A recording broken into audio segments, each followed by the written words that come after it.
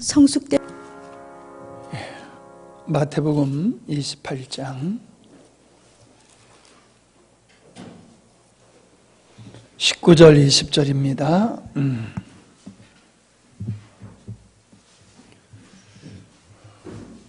같이 한 목소리로 읽겠습니다. 시작. 그러므로 너희는 가서 모든 족속으로 제자를 삼아 아버지와 아들과 성령의 이름으로 세례를 주고 내가 너희에게 분부한 모든 것을 가르쳐 지키게 하라.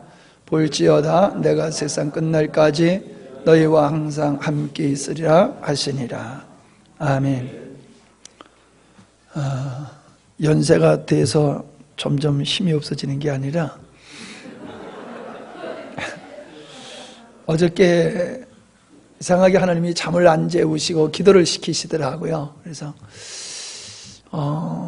잠을 제대로 못 자고 이제 좀 이렇게 깨어 있는 모습으로 기도하고 힘쓰다 보니까는 이제 좀 육신인지라 이렇게 좀 피곤한 부분은 좀 있습니다만은 주님께서 이렇게 또 말씀 가운데 은혜를 주셔서 감사하고요.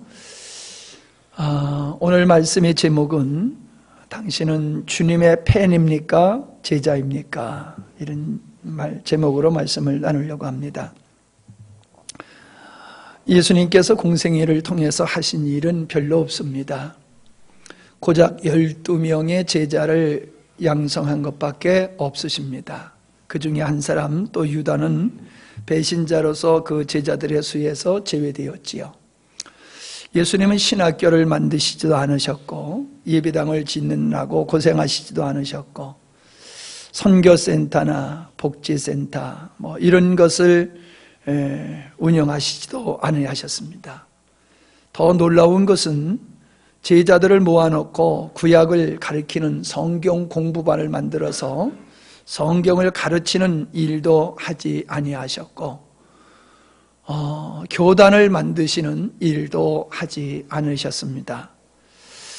어찌 보면 예수님이 하신 일은 보잘것없는 그러한 일이셨습니다. 시골 출신들,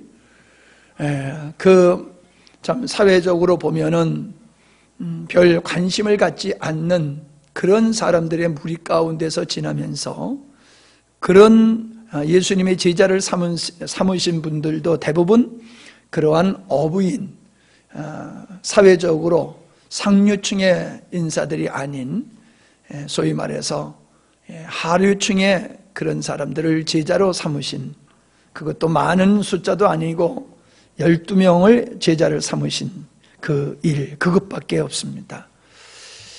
오늘 기준으로 예수님의 사역을 본다라고 하면 예수님의 사역은 실패자지요.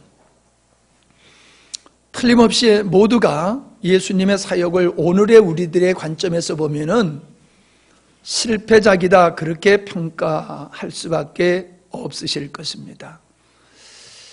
우리 노회에서 찬송가 경영대회를 하는데 우리는 별로 점수를 못 받았어요. 왜냐하면 우리는 실력으로 하는 게 아니라 은혜 쪽에다가 초점을 맞추고 하다 보니까는 채점하시는 분들은 은혜 쪽에다 보는 게 아니라 실력으로 채점을 하니까 우리는 맨날 점수에서 뒤로 밀리고 상 한번 받지 못했어요. 어느 관점에서 채점을 하느냐에 따라서 달라지는 거죠. 나 같은 사람이 심사위원이 됐으면 우리 교회는 늘 우승했었을 거예요.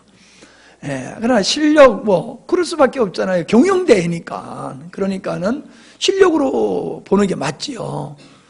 왜 이 말씀을 드리냐 하면은 예수님의 삶을 평가하는 것이나 오늘 우리들이나 또 우리 교회를 평가하는 것을 볼 때에 어느 관점에서 보느냐에 달라서 그 평가가 달라진다라고 하는 것입니다.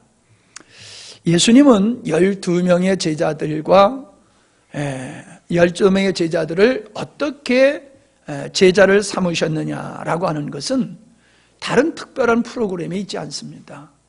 어떤 분들이 자꾸 저한테 물어봐요. 목사님 어떤 프로그램을 하세요? 그 프로그램 좀 주세요. 이런 분들이 종종 있습니다. 그러면 왜 없어요? 그냥 그냥 가는 거예요. 그러면 좀 의아하게 생각을 해요. 뭔가 좋은 교재를 가지고 체계 있게 가르쳐서 우리 교회가 이렇게 주목받는 교회가 되는 게 아니냐, 이렇게들 평가를 생각들을 하시는 것 같아요.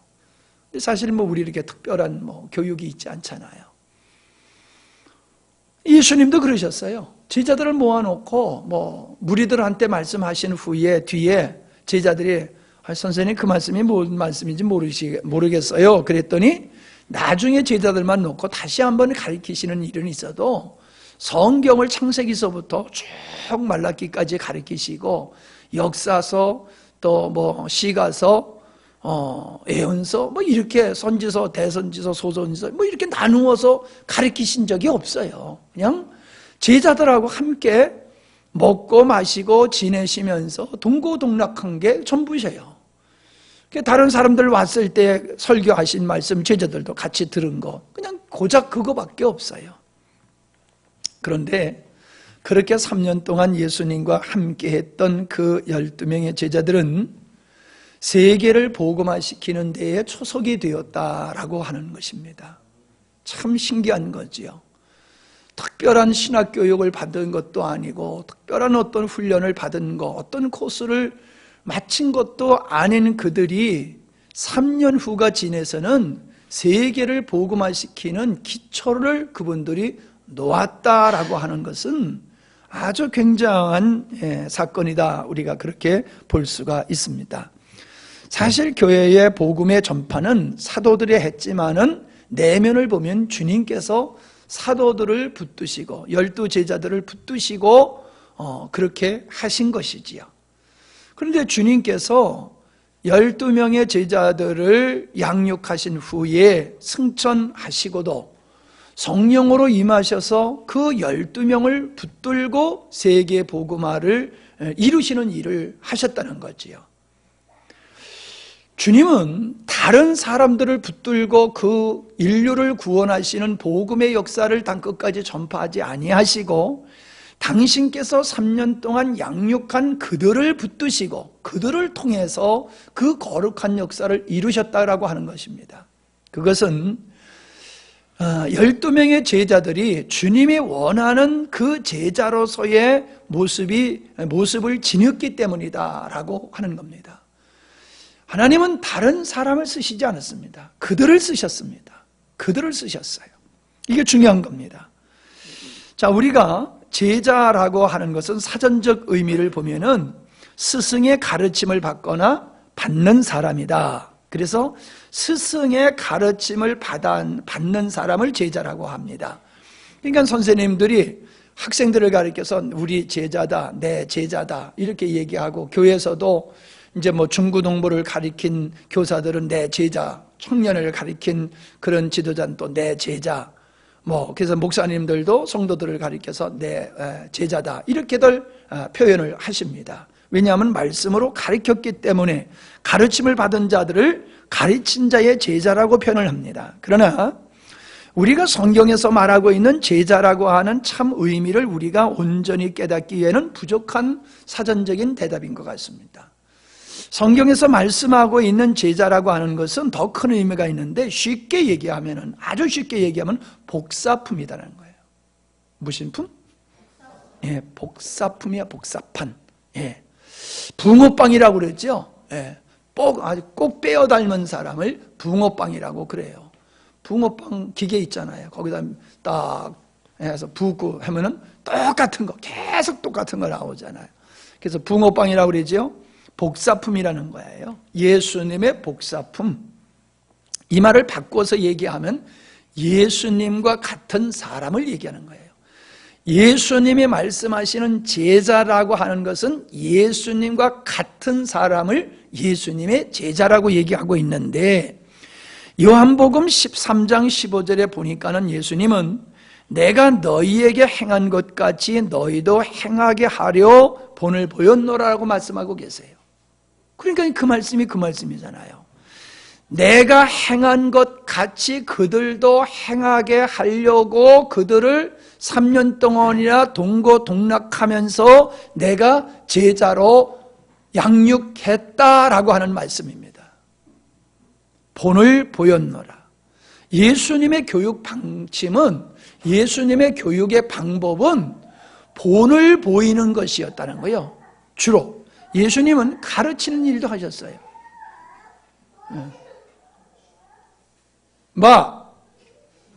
왜 난리야? 예수님의 가르치시는 일도 있으셨지만은 예수님은 주로 교육적인 방법은 본을 보이시는 것이었다는 거예요. 본을.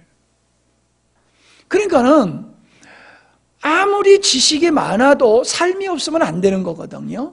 그러니까 예수님은 그 제자들을 지식을 풍성하게 만드는 그런 제자를 삼은 게 아니라, 예수님은 그 당신의 양육한 제자들이 당신과 똑같이 사는 자를 만드는 것이 예수님의 교육의 목표였고, 그게 방법이었다는 거예요.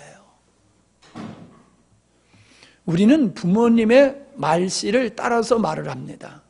늘 부모님의 말씨를 듣고 자라기 때문에 부모님의 말투를 그대로 빼닮아서 말을 하잖아요.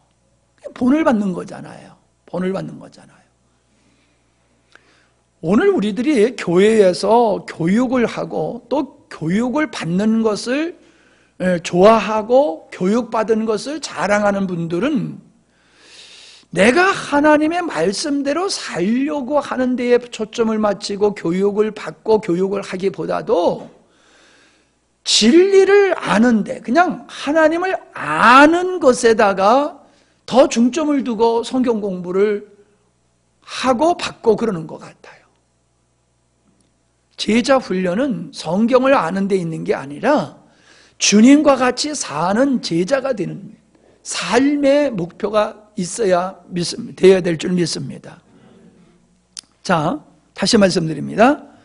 내가 너희에게 행한 것 같이 너희도 행하게 하려고 본을 보였다. 이 본을 보였다를 가르쳤다라고 바꿔서 말씀해 보세요. 본을 보인 것은 가르침의 방법이니까요. 그러니까 주님의 제자란 예수님과 같이 사는 사람을 가리켜서 예수님의 제자다, 이렇게 말할 수가 있는 겁니다. 내가 누구의 제자라면 나를 가르치신 그 스승의 사상과 가르침을 그대로 전수받아서 자신의 것으로 삼고 그 나를 가르치신 스승과 동일한 삶을 살아가야지 되는 것이, 그게 바른 제자다라고 하는 것입니다. 그러니까 예수님의 제자란 예수님의 사상, 예수님의 목적, 예수님의 뜻, 예수님이 가지고 있었던 그 모든 것을 그대로 복사해서 나의 것으로 삼고 나도 예수님과 같이 살아가는 그런 사람이 예수님의 제자다. 그래서 예수님의 제자는 니코루 예수님, 예수님 니코루 제자, 이렇게 말할 수가 있는 겁니다. 요한복음 6장 57절에 보면 예수님이 제자된 삶을 사셨던 것을 우리에게 보여주고 계십니다. 살아계신 아버지께서 나를 보내심에 내가 아버지로 인하여 산 것 같이 나를 먹는 그 사람도 나를 인하여 살리라.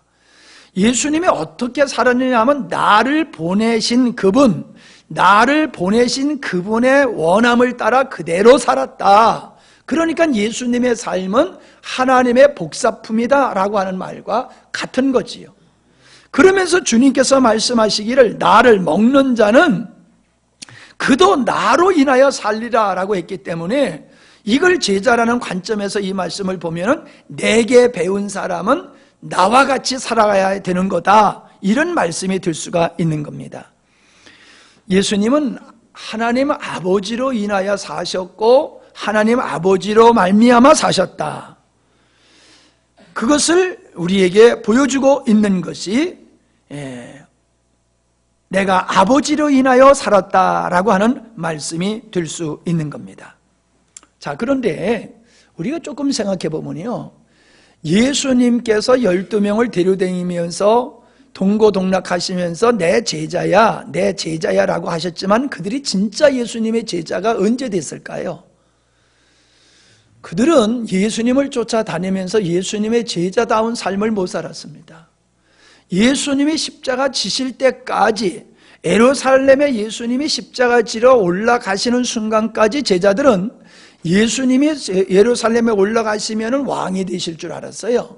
그래서 예수님이 왕이 되시면은 한 자리 할 거를 생각하고 서로 네가 크냐 내가 크냐 하면서 서로가 분쟁을 했던 모습을 볼 수 있습니다. 이것은 제자로의 모습이 아니지요.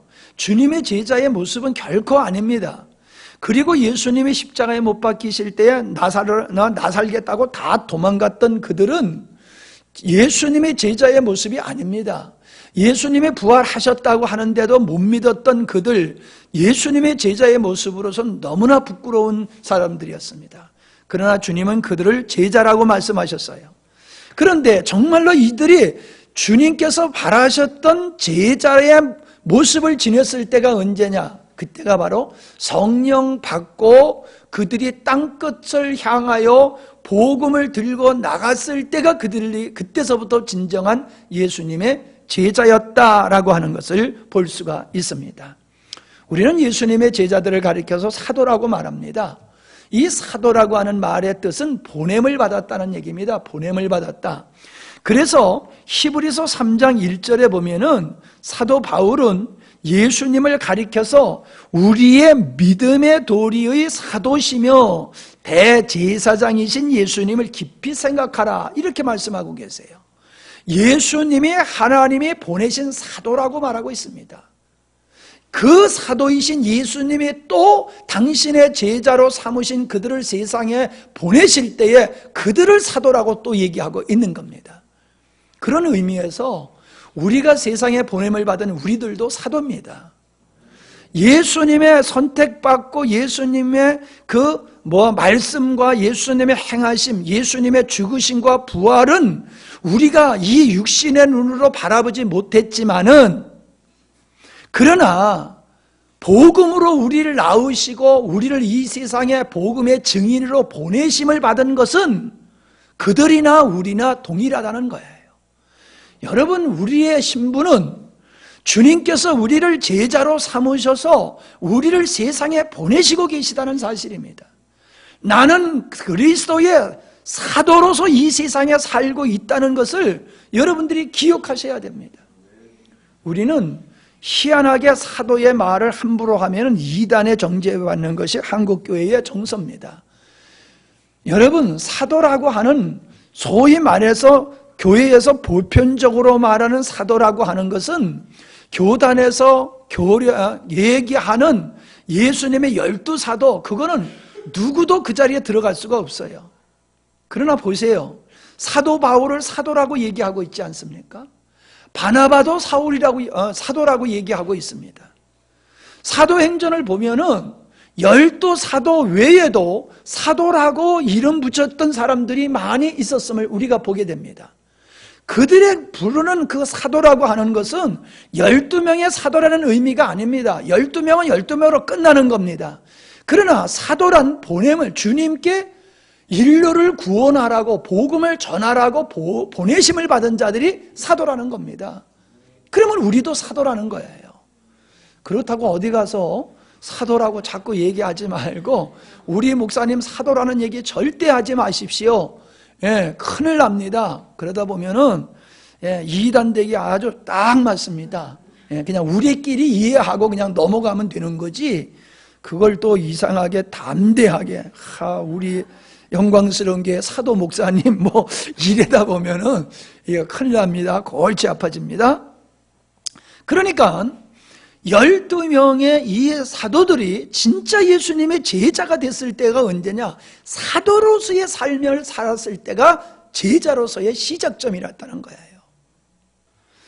이 말씀을 왜 제가 여러분에게 강조하느냐 하면은, 우리 주님이 우리에게 원하는 것이 뭐냐면 사도적 삶이라는 거예요. 사도적 삶. 자, 보세요. 우리가 읽었던 이 말씀, 우리 잘 아는 말씀이지만은 자세히 한번 보세요. 예수님께서 제자들에게 마지막으로 당부하신 지상 명령이 뭡니까? 모든 족속으로 뭘 삼으라고요?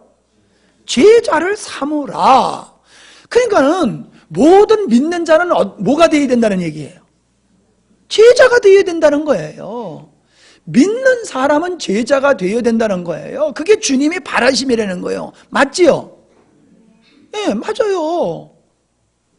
그런데 우리는 제자가 되어야 된다라고 하는 의식을 가지고 믿음의 생활하는 사람들이 별로 많지 않다는 거지요. 자, 누구의 제자를 삼으려는가 한번 생각해 보세요. 이게 도대체 예수님이 제자를 삼으라, 모든 민족은 모든 족속을 제자라 삼으라고 그랬으니까 이거 12 제자의 제자를 삼으라는 건지 너의 제자를 삼으라는 건지 예수님의 제자를 삼으라는 건지 좀 헷갈리지 않아요? 근데 제가 봤을 땐 두 가지 답니다.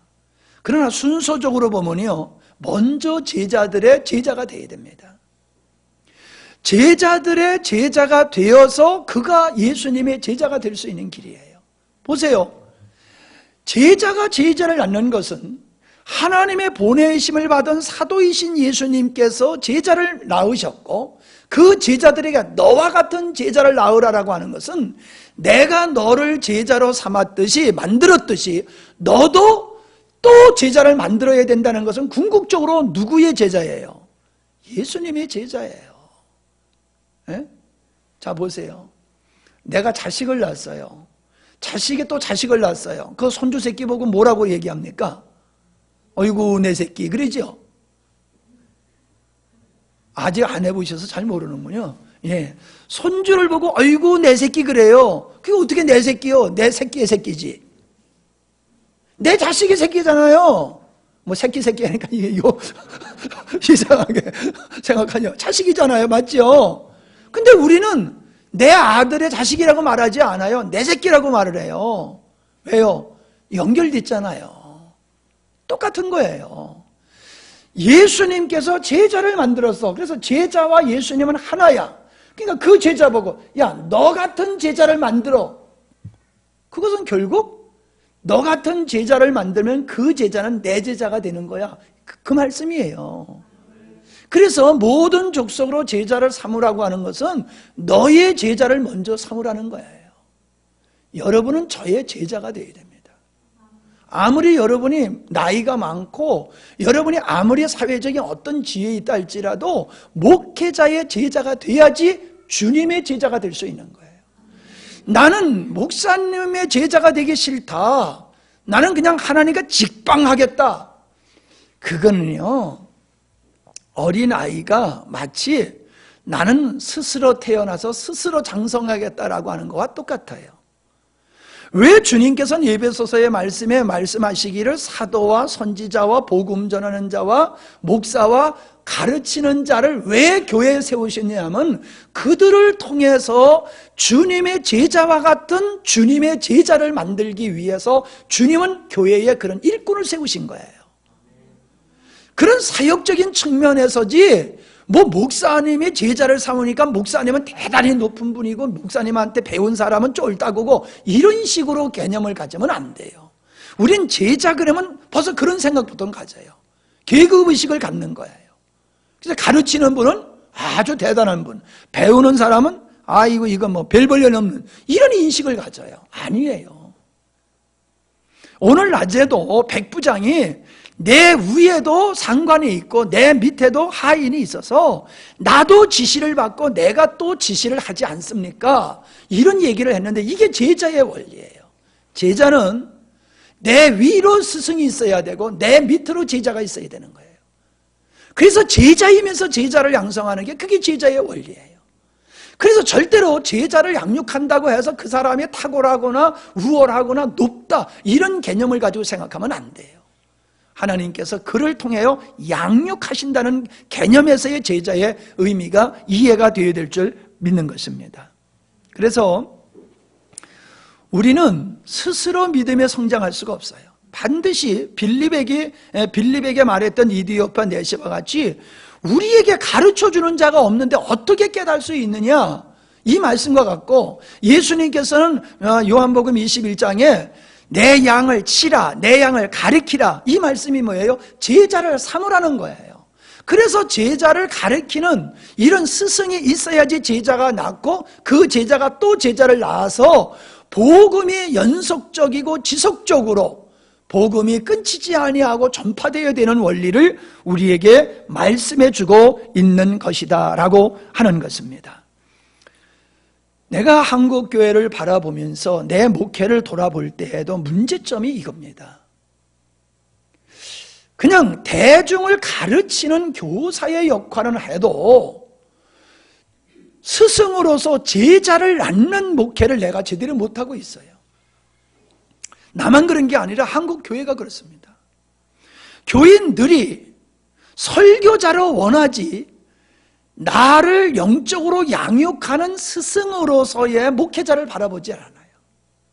목회자를 인식하는 것은 그냥 교사로서 월급 받고 학교에서 학생들에게 지식을 가르쳐 주는 것과 같이 목회자는 그냥 설교, 성경을 가지고 설교하는 자로서 생각을 하지 하나님께서 목회자를 통하여 나를 주님의 제자로 만들어 가신다라고 하는 의식이 별로 없다는 거예요. 제가 오해하나요? 여러분이 생각할 때 어떻게 생각하세요? 그러니까 한국 교인들은 목회자도 마찬가지고 성도들도 마찬가지고 제자라는 개념을 쏙 빼버리고 우리는 믿음의 생활을 하고 있어요. 날 가르치지 말라는 거예요. 가르침을 받는 것은 이게 뭐 열등한 존재로 인식을 하고 기분 나쁘게 생각해요. 그럼 성경에 뭐라고 말씀하고 있습니까? 내 양을 먹이라, 내 양을 가르치라, 권면해라, 권면해라. 이 모든 말씀은 양육, 제자를 삼는 것에 대한 이야기를 지금 하고 있는 것이거든요. 근데 우리는 성경 공부만 했지, 성경 공부만 했지 그리스도의 제자로서의 양육되는 걸 추구하지 않는다는 거예요. 여러분, 교사하고 제자를 삼는 이거하고는 좀 개념이 다른 겁니다. 그냥 교사는 가르치고 끝나는 거예요. 그러나 제자를 삼는 건 뭐예요? 가르치는 말씀대로 살아가도록 감독하고 관리하고 이끌어가는 겁니다. 그래서 뭐라고 그랬어요? 내가 너에게 분부한 모든 것을 어떻게 그랬어요? 가르쳐 지키게 하라. 지키도록 관리하라는 거예요. 그냥 가르치고 끝내는 게 아니라는 거예요. 가르친 대로 성도들이 살아갈 수 있도록 관리하고 돌보라는 거예요. 이게 제자의 개념이에요. 교사는 그냥 가르치고 끝나는 거예요. 하든지 말든지 끝나는 거예요.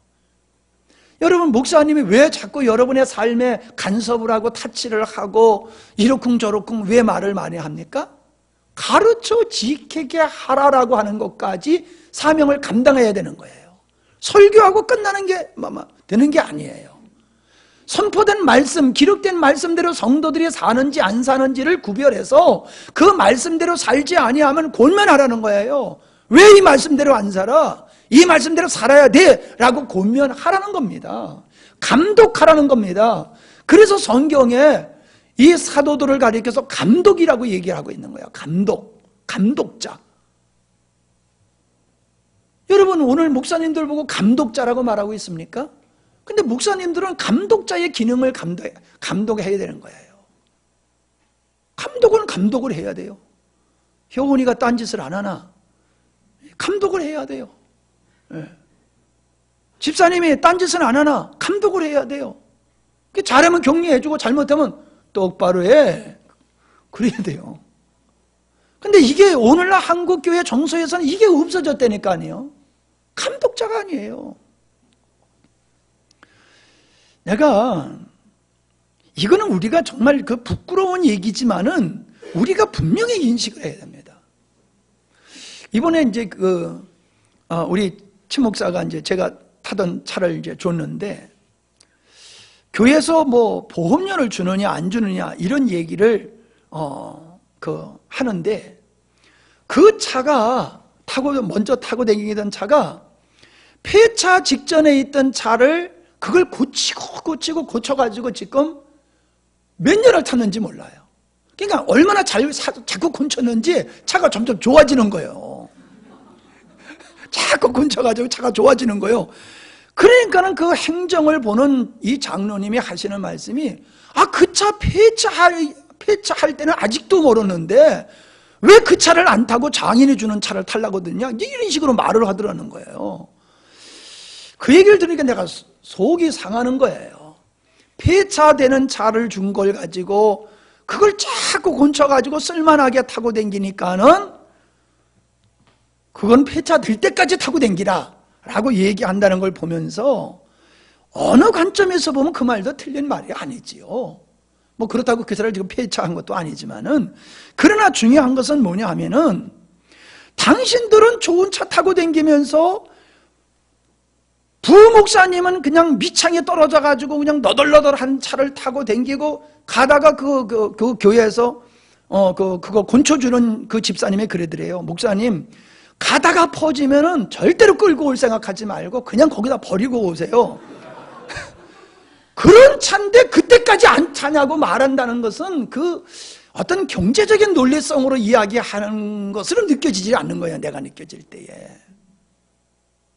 나는 그것은 교육자를 바라보는, 목회자를 바라보는 그게 문제가 있지 않느냐. 그래서 제가 금요일 날 우리 말씀을 나누면서도 그런 얘기를 했어요.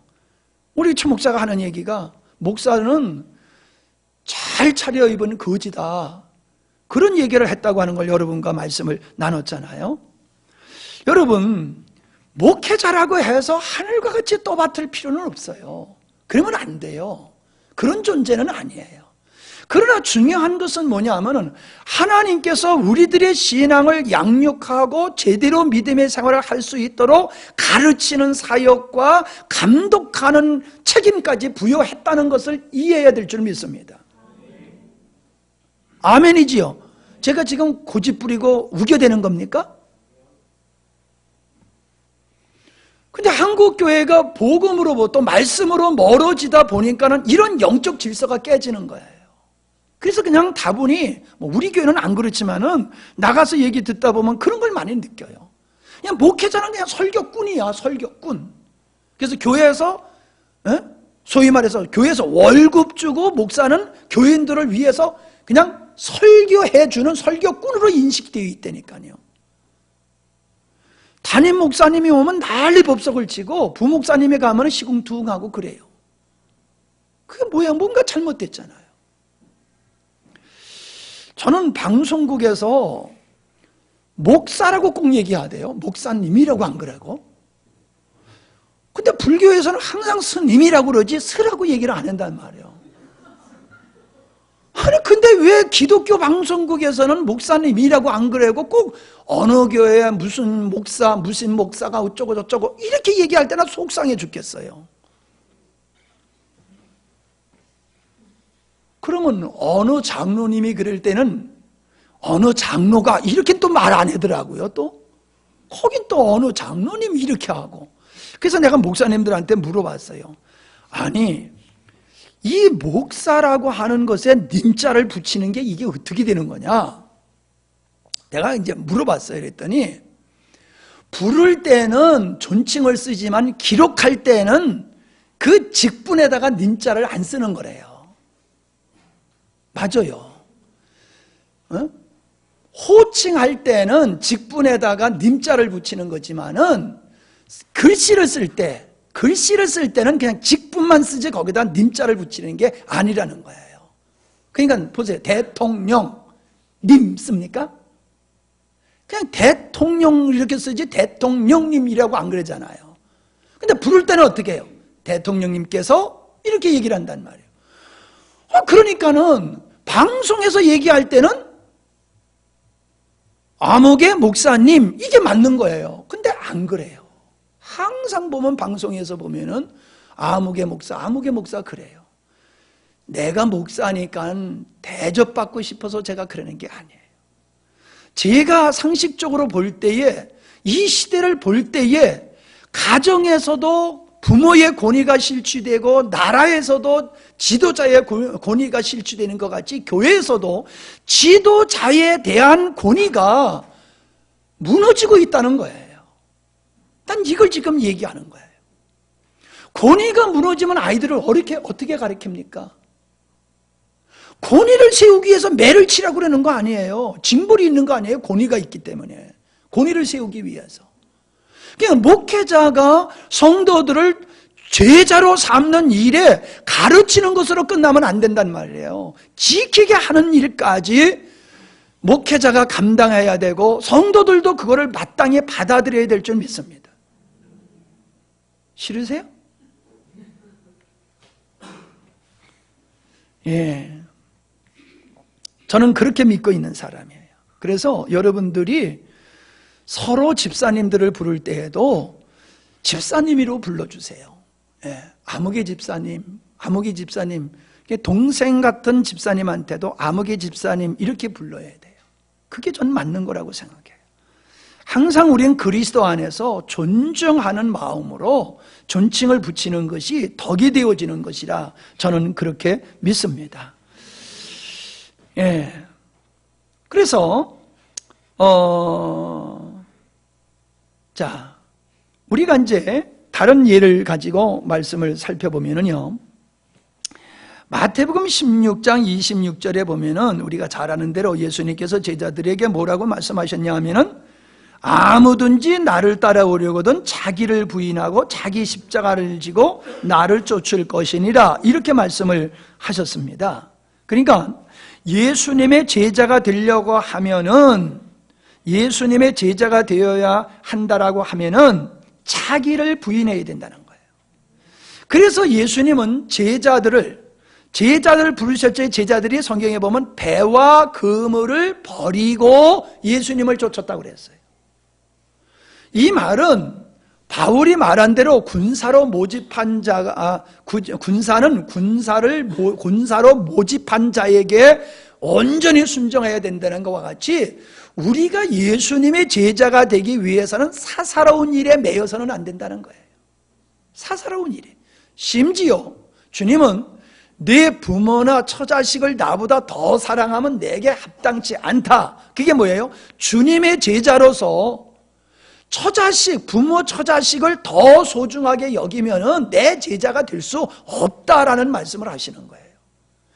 그렇게 말씀하신 그 말씀을 따라서 주님의 제자가 되겠다고 배와 그물을 버리고 쫓아온 제자들에게 또 하시는 말씀이 너 자신을 부인하지 않으면 제자가 될 수 없어 라고 더 강력하게 말씀하시는 거예요.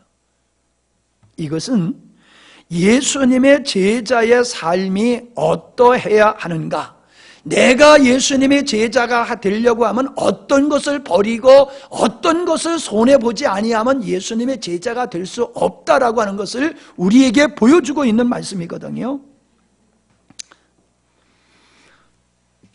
이 시대를 보면은 성도들이 예수님을 믿고 천국 가기는 원하지만은 예수님의 제자가 되려고 안달인 사람들은 별로 없어요. 그냥 예수님을 쫓고 지지하는 팬으로서의 삶을 살기를 원하지 예수님의 제자가 되어서 예수님과 같이 삶을 살기를 원하는 사람들은 없다는 거예요. 그러니까 교회 안에는 예수님을 지지하고 응원하고 따르는 팬들은 많지만 예수님과 같은 삶을 살고자 하는 제자들은 교회 안에 많지 않다는 거예요.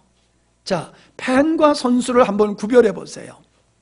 선수는 운동장, 경기장 안에 있습니다. 팬은 스탠드에 있습니다. 팬들은 응원복을 입고 몸에다가 희한한 페인트를 칠을 하면서 북을 치며 목에 터지라고 응원을 해야 됩니다. 그들이 입은 옷은 자기가 지지하는 팀을 상징하는 그런 옷을 입고, 그가 얼마나 열렬한 팬이냐 하면 자동차에도 그 구단에 어떤 상징적인 스티커를 붙이면서 그렇게 열렬하게 응원을 합니다. 그리고 자기가 응원하는 팀의 선수 몇몇을 다 알고 있어요. 어떤 사람은 어떤 장기가 있고, 어떤 사람은 결혼을 했고, 어떤 사람은 결혼을 안 했고, 어떤 사람은 아이를 몇 명 낳고, 그 마누라가 누구까지 다 빠삭하게 다 알고 있어요. 근데 이 팬들은 절대로 경기장 안으로 들어가지는 않습니다. 스탠드 위에서 오직 흥분할 뿐이에요.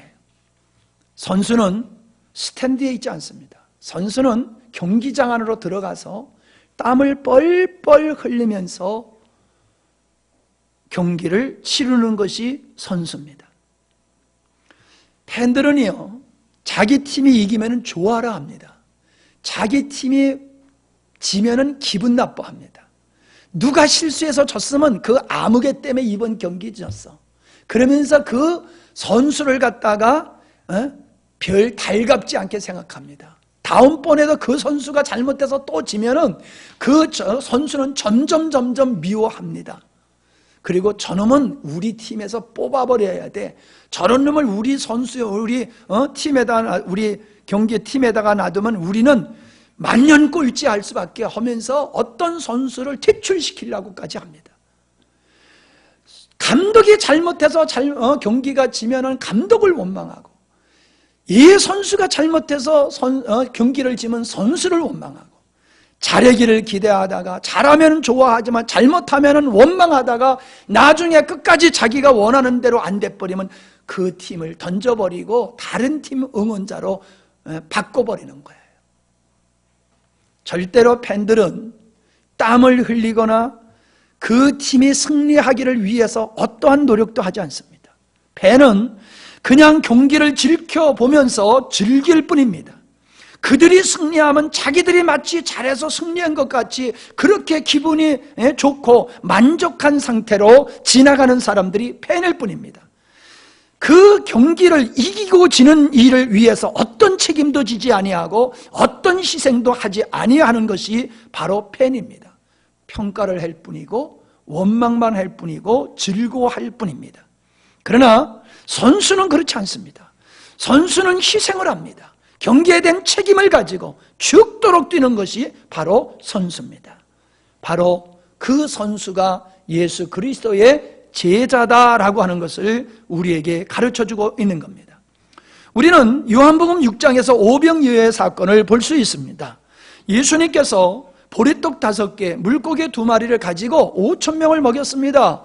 그랬더니 사람들이 난리가 났습니다. 난리가 나서 사람들이 구름대같이 모여듭니다.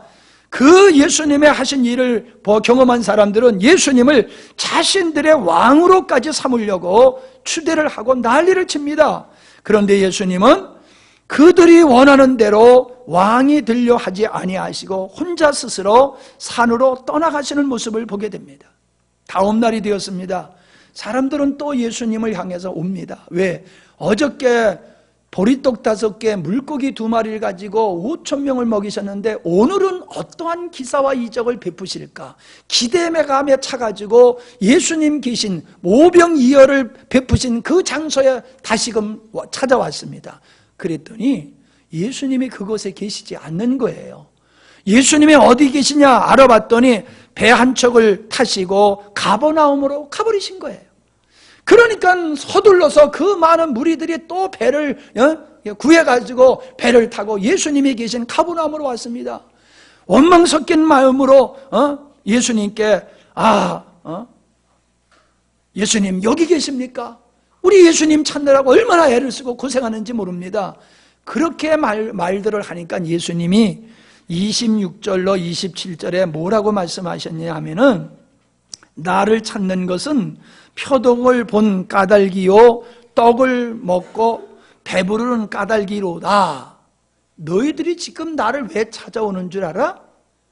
나 때문에 오는 게 아니라 떡을 먹은 경험 때문에 너네들은 지금 흥분해가지고 나를 쫓아다니는 거야. 그러니까 너네들은 내 제자가 되기 위해서 나를 쫓아오는 게 아니라 팬으로서 내가 하는 일들을 보고 즐기는 팬으로서 지금 너희들이 나를 쫓아온 거지, 너희가 나의 제자가 되기 위해서 나를 쫓아오고 있는 게 아니야. 그러시면서 뭐라고 얘기하냐면 썩을 양식을 위하여 일하지 말고 영생하도록 하는 양식을 위하여 일하라고 말씀하세요. 이 말씀은 너희들이 지금 추구하는 것은 썩는 것을 추구하고 있는 거야. 너희들은 나의 제자의 모습이 아니고 너희들은 팬의 모습이야. 나는 팬을 원하는 게 아니라 제자를 원하는 거야. 그 말씀하고 계시는 거예요. 주님은 팬 관리에 아주 빵점이세요. 저도 좀 팬 관리에 조금 문제가 있는 것 같아요. 팬 관리에 좀 제가 문제가 있어요. 근데 보세요. 아니 그렇게 많은 무리들이 오면은 얼마나 그거 고맙습니까? 와서 설교를 들어주니. 예. 그러면 그들을 좀 신경을 써야 될 거 아니에요. 근데 예수님이 신경도 안 쓰세요. 그들을 배려한 모습이 하나도 없어요. 거기다가 광고라도 붙이고, 내가 지금 어디로 가니 나를 만나고 싶은 사람은 가버나움으로 오너라. 뭐 광고 하나 쪽지 하나 붙이고 간 것도 아니에요. 그냥 떠나고 만 거예요. 자기들이 알아서 찾아온 거지. 그러면 그렇게 애쓰고 힘써서 예수님을 찾아왔으면은 어떻게 그들을 대해야 돼요? 격려라도 해야 될 거 아니에요. 아이고 수고했다고. 그래 나를 찾아서 여기까지 오느라고 얼마나 애썼냐고. 밥이는 먹었느냐고. 뭔가 좀 이렇게 말씀을 해야 되는데 오자마자 만나는 사람들에게 썩을 양식을 찾지 말고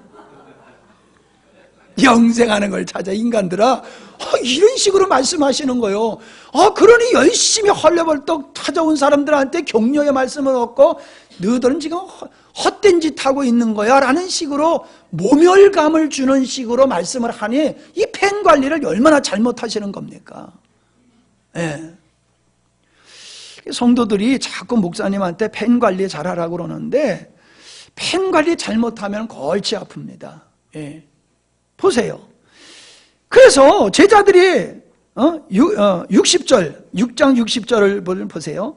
제자 중 여럿이 듣고 말하되 이 말씀은 어렵도다. 누가 들을 수 있느냐?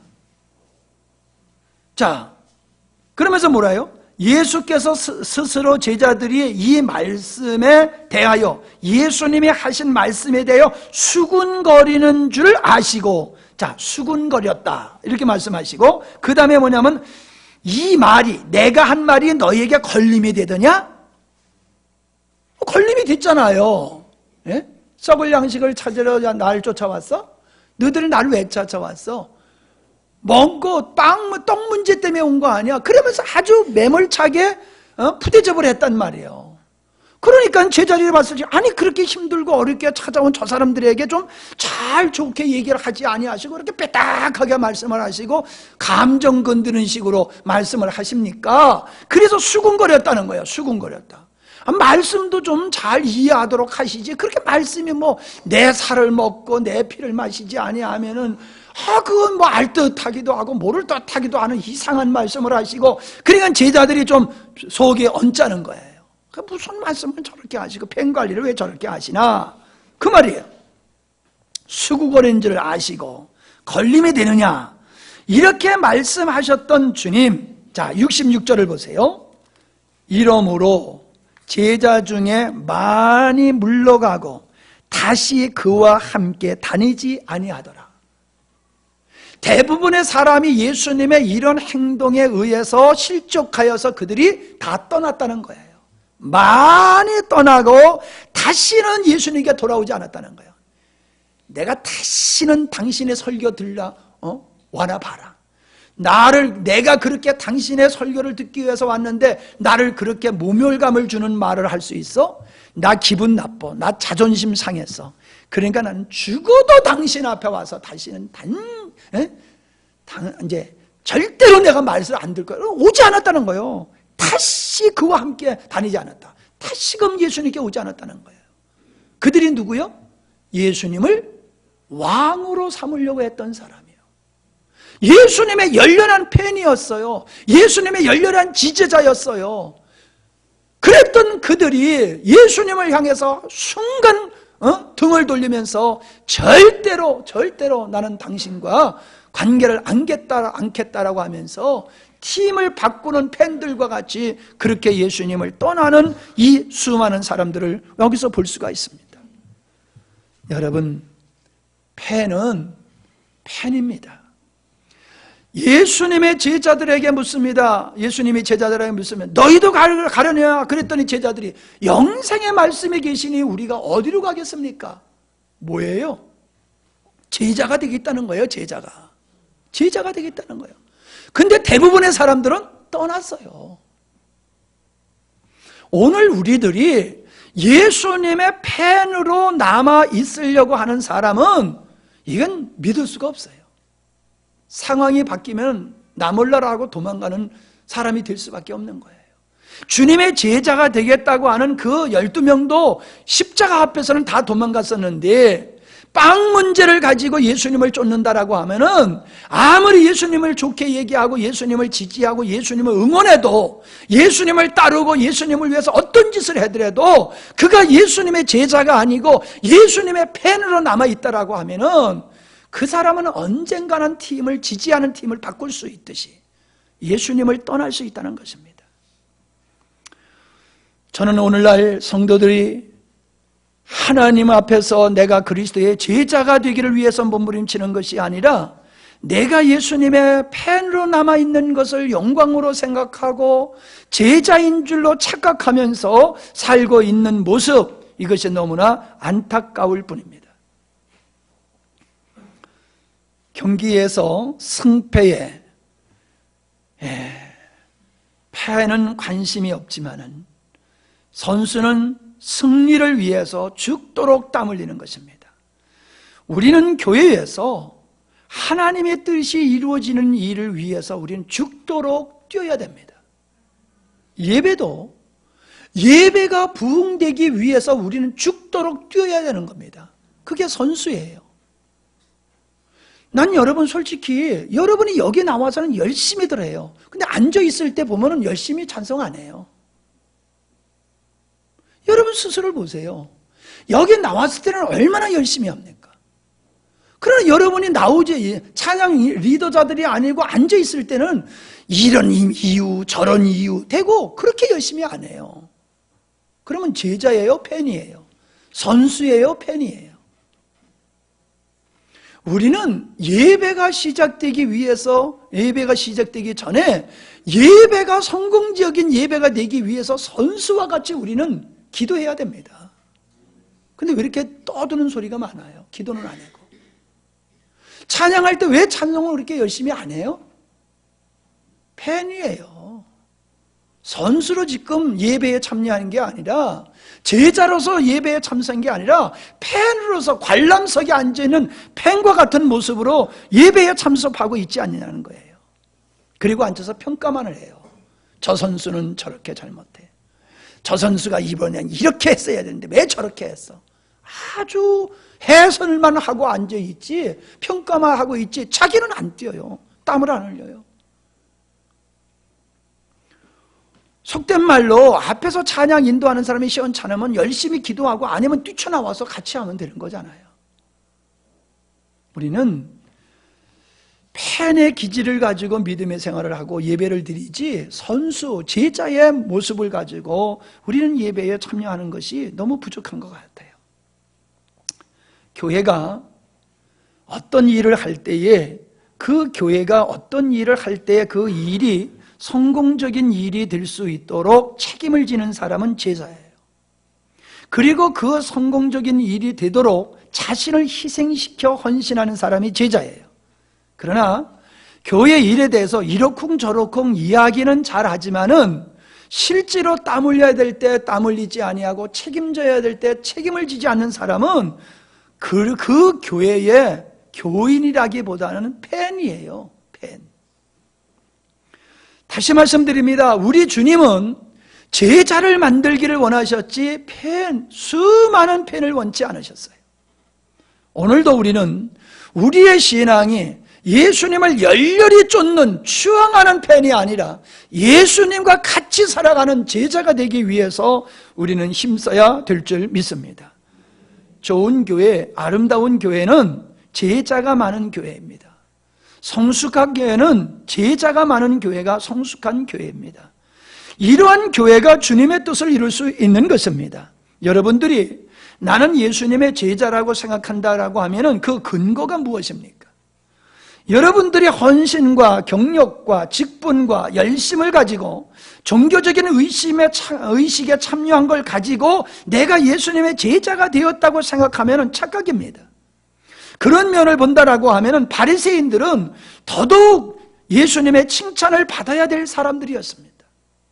마태복음 7장에 선지자손을 노릇을 하고 능력을 행하고 귀신을 내쫓은 사람들은 당연히 예수님의 제자의 반열에 서야 될 사람들이었습니다.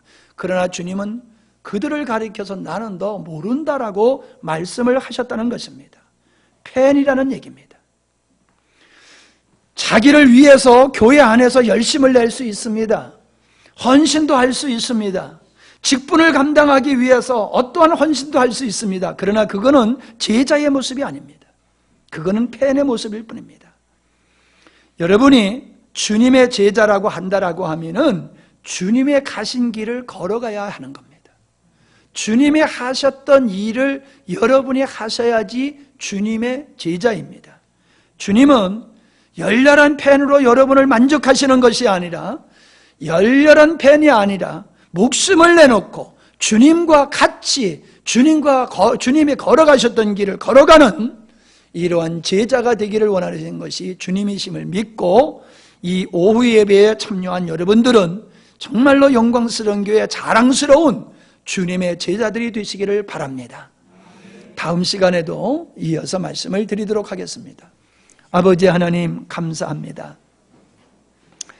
우리 주님께서 제자들을 향하여서 모든 족속으로 제자를 삼으라 하신 이 말씀을 가지고 우리 주님이 원하시는 것이 무엇인가를 우리는 살펴보았고, 참으로 우리가 이르러야 할 우리의 신앙의 그 목적지가 주님과 같은 삶을 사는 주님의 복사품인 주님의 제자가 되는 것임을 새롭게 가슴에 인식합니다. 그러한 주님의 제자로 삼기 위해서 성령을 우리에게 보내주시고 하나님의 생명을 우리에게 허락하신 주님을 찬양합니다. 우리 의식이 예수 그리스도의 제자로서의 삶을 추구하는 아름다운 삶으로 성숙하게 하시고 발전되게 하여 주시옵소서. 예수님의 이름으로 기도하옵나이다. 아멘.